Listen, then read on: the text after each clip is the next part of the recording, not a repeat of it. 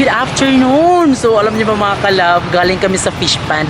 At ngayon po ay pupunta po kami ngayon ng Davao City dahil birthday po ng aking ate. At alam niyo po ba, yung desisyon namin mga kalab ay hindi talaga pumunta sa Davao. Pero alam mo yung feeling na parang okay na yung post, greetings sa ate ko. Kasi di ba nag-post na kami, pero parang kulang talaga siya. Hindi kumpleto yung araw talaga namin mga kalab. Parang hindi ko maano yung ate ko, di ba, makita. Kasi di ba alam nyo mga kalab, na-realize ko na ilang birthday na po yung dumaan, pero di pa po talaga namin na kasama si Ate Sabit na mag-birthday. Kaya yun po, ngayon po ay wala talaga sa plano at wala kami kapera-pera at talagang may nagpautang talaga sa amin, no. Kaya ngayon po mga kalab ay pupunta po tayo ngayon sa Davao City at kasama ko po si Mama Inday at si Papa Buboy at si Francis. Ayan. So ngayon mga kalab ay punta na po tayo at sana gabi po kaming makarating dyan at sana maabutan pa natin si ate na hindi pa siya tulog. So ano pang hinihintay natin? Let's go!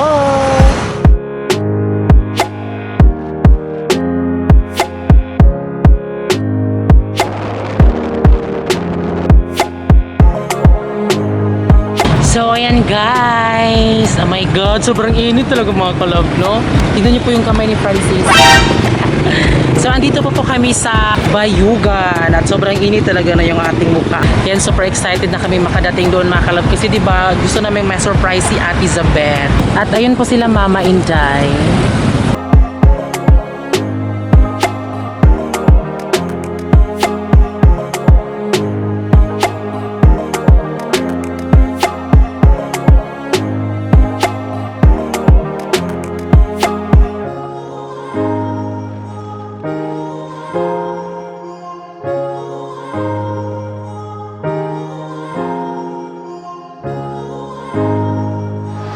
So yan mga kalab, andito na kami sa Davao at sa wakas ay nakadating na din tayo at alam nyo ba, super excited namin na i-surprise po yung ate ko mga kalab kasi di ba wala siyang kaalam-alam kasi yung alam niya po ay andun lang kami sa bahay namin. Pero ngayon ay bumili po tayo ng cake mga kalab o kapag hindi tayo nakautang mga kalab ay hindi tayo makakabili ng cake. So yung ating mga kalab, cake po ni Ate Zab ay maliit lang siya. So, antayin lang natin para makapunta na po tayo doon sa bahay nila Ate Sabet.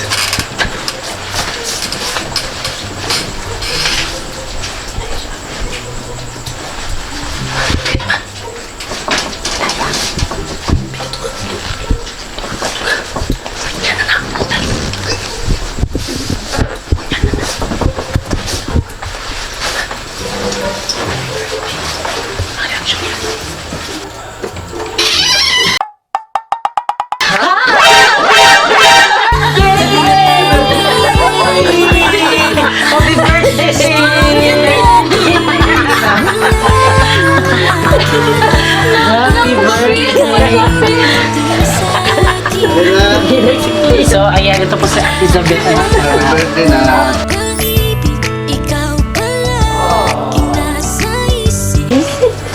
So, ayan mga kalab, di talaga namin sinabi kay ate na pumunta kami dito.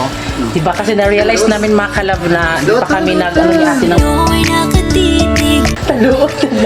Ang pinagbuwag mo yung kwarta. Ang taon.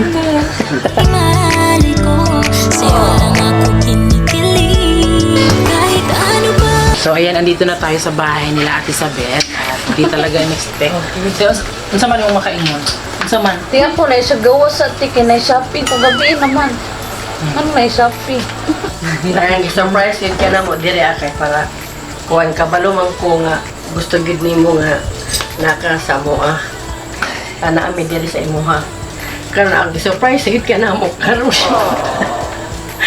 bisan ni kwarta Ako nag-expect. ani gid mi dire ay napunta din tagaan kag kabas ko sa panglawas Panginoon na sa Ginoo nga tagaan pagtaas sa kinabuhi mao lang I love you ding. Ang daming tanong sa isip bakit ikaw ang napili basta Ano talaga mga kalabti para makabalong po yung kuan gid ako makalap no kay di man kita na yung manidective niya. Murag di ko makuante ba nakaano ko ba nga wala kami nag-celebrate nga nakauban ka daw anak din. Di ba ti wala pa ta nagkauban nga birthday nimo. So yan mga kalab ang sabi ko sa aking ate mga kalab ay stay pretty like me at kasi mga kalab di ba sinurprise ako ni ate so talagang babawi ako mga kalab na sinurprise ko din siya. Ayan kaya ang tatinga ng tagang pagtaas nga kinabuhi unya kaning Taas mo taas nga buho ko kung tana mag-strong ang inyong relationship ni Kuya Pat tanay buduha niya tana aning dili niyo pasagdan ang usag-usa labi na pud si Kin ug tagaan mo kaning basta kaning happy nga family mo maulang na. Kahit ano ba kanilang sasabihin, pag-ibig sa'y Ikaw pa. Happy birthday na. I love you. sino bang umarang sa ating dalawa, ikaw pa rin. expect ay unang manap Makakahadlang sa ating pagmamahalan, minsan may iba. So yan mga kalab, good morning! Dahil tapos na po ang birthday ng ate ko, so timing din po pala na pagpunta namin dito at na-surprise namin si ate. Ali, Kim! Ali! Kim! Oh, say hi to our vlog. Say hi to my vlog, Kim. Hi! Si Kim. Ali. Come here. Come here, tata. So timing din po mga kalab sa pagpunta namin dito ay lilipat na din po pala sila ate sa kanilang bagong bahay kasi ang bahay na to mga kalab ay sa tita po or auntie ata ni Kuya Patrick dahil yung kanyang auntie or tita ay andun po kasi sa ibang bansa mga kalab kaya dito muna pinatuloy sila ate at Kuya Pat para mapanatili ang kanilang bahay na malinis, di ba kasi ang pangit kasi ng bahay kapag walang tao. So yung nagmamay-ari kasi ng bahay ay uuwi na kasi galing sa ibang bansa at ngayon po ay lilipat na sila ate at yun nga lang di pa natapos yung bahay na pinapagawa nila kaya nagpag-isipan nila ate na lumipat na lang doon sa Deka mga kalabs. Yun po ay nirentahan lang din nila po. Malaki din naman daw ang space pero di pa namin nakita pero yun nga po tutulungan namin sila ate ay maglipat po ng mga gamit mga kalab para di sila mahirapan di ba. So mamaya na kami uuwi kapag medyo na okay na yung mga gamit nila. Hiki! Hi Kin! Please follow po sa kanyang Facebook page Kin Elise. Ayan. So, supportaan po natin yung pamangkin ko kasi soon mga kalab ay mag-vlog din po siya soon. Yun po si Yunilin. At si Yunilin mga kalab, sa mga naghahanap po, ay dito na po titira si Yunilin sa Davao dahil nga 'di ba medyo busy kasi si ate sa trabaho tapos si Kuya Patrick. So, siya yung magbabantay sa aming pamangkin na si Kin Elise. Ayan po. So, dito muna siya sa Davao City at kung makita niyo po si Yunilin, pansinin niyo po siya, 'di ba? At syempre, nag-audition din po kasi siya dito sa Spark Hall. Ayan. So, may sinalihan kasi siyang audition. So, nakuha po siya sa top 5. Inaantay niya na po yung result kung makuha ba siya sa top 3. Let's clean!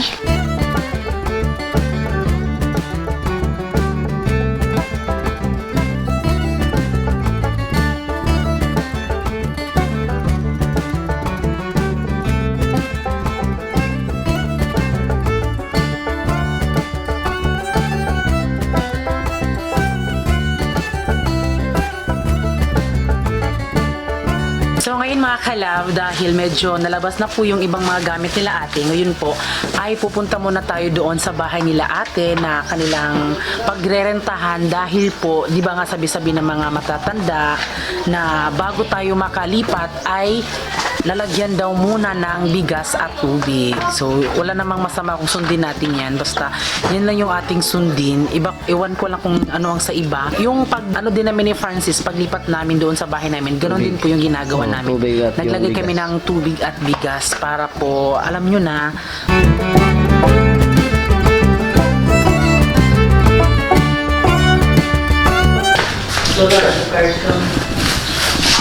so yan mga kalab, dito na tayo sa bahay nila ate at ito po yung sa labas mga kalab. Ayan, may mangga po. So wala pa pong linis. Ito din po. At ito po yung kanilang sa ano mga kalab sa ito mga kalab, tingnan nyo po. Wow. Ito po. Malaki po siya. Oh, may room. Room naman ni kabibi. Ito ding room ni Unilin at may CR din po dito.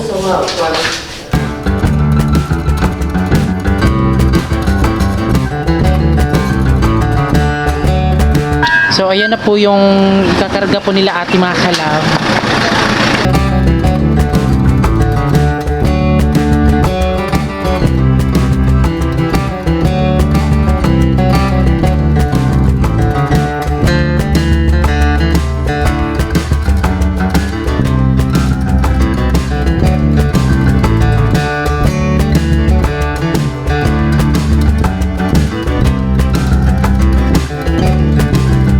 Ayan mga kalab, dahil nakarga na po yung ibang mga gamit nila ate, ngayon po ay pupunta na po tayo doon sa paglilipatan po nila ate sa bet, no? Kasi diba, nakarga na po. Pero maya, meron pong mga ibang gamit na hindi pa nakarga, pero ibabalik lang yan mamaya mga kalab. Kasi diba, kasi mauuna kami doon para makapag-arrange na po sa mga gamit, ganon.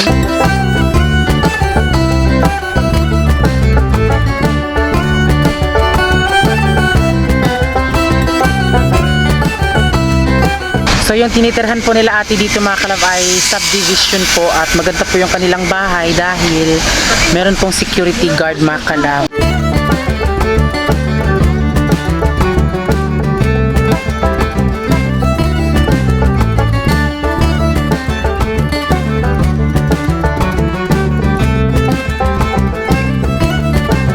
So yun mga kalab, update po sa bahay na nilipatan po nila Ate Zabeth. Ngayon po ay thanks God, nagpapasalamat kami diba kasi sobrang dali lang po yung paglipat nila at syempre ngayon po ay ipapakita po namin sa inyo ang update po sa loob po ng bahay nila Ate Zabeth. Pero po yung mga ibang mga gamit po nila ay hindi pa po na-arrange kasi nga diba bago pa lang. So let's go, come here.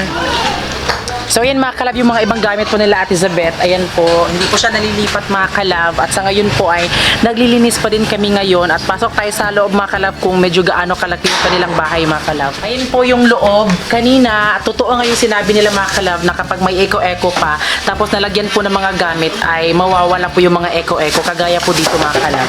Ayan, medyo malaki po yung tinitirhan nila ngayon kaysa last na pununtahan nila mga kalab tinitirhan, so super okay na siya, tapos yung sala ay malaki na, tas merong 2 kwarto, isang CR at doon naman sa kitchen mga kalab ay medyo may dirty kitchen at then clean kitchen tapos may labahan pa. So sobrang laki talaga mga kalab. Kaya ito po yung ganap ngayon, hindi pa siya natatapos.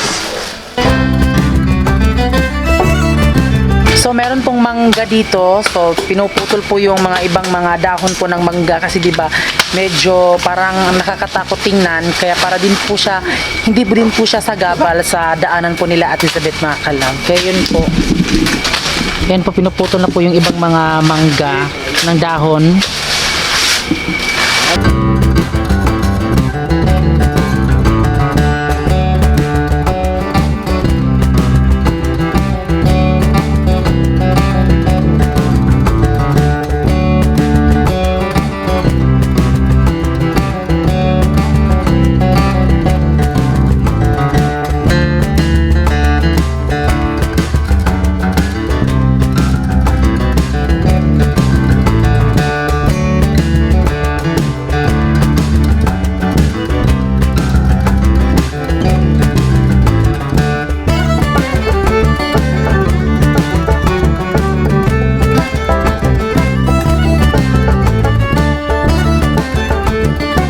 So yan mga kalab, ay andito kami ngayon sa bahay at alam nyo nakauwi na talaga kami pero meron pa kami mga ibang vlogs na ipapanood namin sa inyo gaya ng pagpunta namin ng Rojas Night Market. So sobrang daming nagmahal sa amin doon kaya abangan nyo po yung namin sa next vlog. At ngayon po nung pagpunta namin doon mga kalab ay yun nga na-surprise namin si ate tapos yung kanilang bahay ay nakalipat na po sila at arranged na po lahat. So parang 3 days kami doon at yun nga nakauwi kami. Tapos nung pag-uwi namin mga kalab timing 'di ba kasi nagbigay po sa amin yung Cam Brand Management ng mga produkto po ng ating Intenso Plus at meron po kaming bagong mga kalab itong Albendazole Plus praziquantil worms to go. Feeling ko parang ito po ay para ano sa purga mga kalab ba? Para lumabas yung mga bitok-bitok. O mga anik-anik sa manok para di sila magkaroon ng sakit, di ba? Kaya ito po, pinadala po sa amin ay meron pong mga King's Vita Pet. Ayan, para po sa mga alagang aso. At meron din pong Intenso plus Power Stag. yes, Intenso Power Stag at Panamox. At itong ating ano to be? Panamox Forte. At Siyempre mga kalab, meron din pong King's Vita Plus. Ayan, ito po ang King's Vita Plus mga kalab. Isang karton po, ayan. So, dalawang karton po. So, thank you po sa Cam Brand Management dahil pinadalhan talaga kami nila mga kalab. Kaya yun po, buo na po yung desisyon namin, yes, Francis, nga na mag-alaga kami ng baboy. yes, dahil meron kaming mga vitamin sa kanila, tapos merong gamot sa manok, at syempre yung sa aso namin ay hindi sila mag-worry, diba? Kasi para mas maging energetic sila, tapos mas maging humawa po yung kanilang buhay. Kaya yun po, maraming salamat po sa Cam Brand Management dahil ito po, legit po na nakakatanggal po siya ng stress po sa mga manok, sa baboy, at para magdagdagan po ng vitamins yung kanilang mga katawan at mas tumaba pa yung baboy. Syempre, pwede din dito ito sa mga manok at ano din mga kalab, no, kunwari kung may sakit, so ipagamot lang siya, kailangan na siyang gamutin. Para mawala yung mga sakit niya. Oo, kaya yun po mga kalab, huwag po kayong magdalawang isip na bumili po nito, ayan. Pero ito mga kalab, di namin siya binibenta ha, pero actually binibenta talaga siya sa mga aggregate stores mga kalab. Magtanong lang kayo doon kung mayroon ba kayong Panamox Forte, Panamox Couplet, tapos Intenso Power Stag, yun po. So yun lang po yung dapat yung gawin na kailangan yung pwede din kayong magnegosyo nito mga kalab, di ba? Kasi affordable at Napakamura lang. Oo, mura nga. Tapos napaka din mga kalab, effective po siya. Kaya maraming salamat sa Cam Brand Management, di kayo magsisisi kapag ginamit nyo ito. At yun nga po, kaya nagustuhan namin mga kalab dahil, parang nagbigay sila mas nagbigay sa amin ito mga kalab. Kasi di ba wala kasi kaming reklamo kung bakit nagkaganito yung mga hype namin. Kasi yung mga feedback kasi namin is palagi na lang yung mga good mga kalab na ito, bongga siya sa mga alaga. Kaya yes, sa King's Vita Plus din mga kalab, so di namin siya inopen kasi meron pa namin kaming Madami King's Vita pa man. Plus. Andoon po sa bahay namin sa Bandol. So, di namin siya binuksan. So, ito ay para lang dito sa bahay natin mga kalab. At nagpapasalamat pa rin kami sa Cam Brand Management dahil super effective at di kami magsisisi kasi sa panahon ngayon mga kalab ay medyo na po yung mga baboy ngayon mga kalab. May sakit, may iba namamatay. Kaya ito mga kalab, di kami mag-worry kasi meron kaming King's Vita Plus na ipapainom sa kanila vitamins. Yun po. Kaya maraming salamat po sa Cam Brand Management. Ayan. So, thank you po. Thank you. So ngayon mga kalab ay abangan niyo po yung mga vlog natin sa next vlog. At this month mga kalab, grabe, super busy na ang buhay namin ni Francis. So ganun talaga mga kalab kapag may trabaho talaga kami. Kaya at least diba, pray lang tayo kay God na mas maging tumibay pa yung ating mga gawain sa bahay, sa buhay, para mas maging gabayan tayo ng Panginoon at hindi tayo pabayaan. So ayan mga kalab, maraming salamat po sa lahat ng nanood. At syempre bago kayo umalis, please don't forget to subscribe our YouTube channel at kami ang Family Love Team. Nagsasabing dapat